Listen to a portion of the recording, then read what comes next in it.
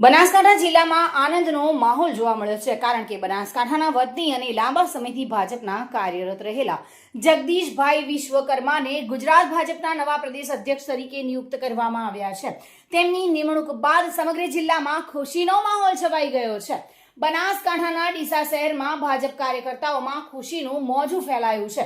પ્રદેશ પ્રમુખ તરીકે જગદીશભાઈ વિશ્વકર્માની નિમણૂક બાદ ડીસા ભાજપ દ્વારા આતિશબાજી કરી ઉજવણી કરવામાં આવી હતી. મોટી સંખ્યામાં સ્થાનિક કાર્યકર્તાઓ ઉપસ્થિત રહ્યા હતા અને એકબીજાને મીઠાઈ ખવડાવી શુભેચ્છા પાઠવી હતી. કાર્યકર્તાઓ જણાવ્યું હતું કે બનાસકાંઠાના વતની નેતા તરીકે જગદીશભાઈની પસંદગી જિલ્લાને ગૌરવની લાગણી આપે છે.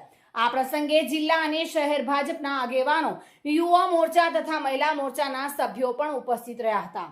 ડીસા સહિત બનાસકાંઠાના અનેક વિસ્તારોમાં આ નિમણૂકને લઈને શુભેચ્છાનો દોર જોવા મળી રહ્યો છે. બનાસકાંઠાના વતની તરીકે જગદીશભાઈ વિશ્વકર્માની નિયુક્તિ માત્ર સ્થાનિક ભાજપ કાર્યકર્તાઓ માટે જ નહીં, પરંતુ સમગ્ર જિલ્લાને ગૌરવ અપાવવાની વાત બની ગઈ છે.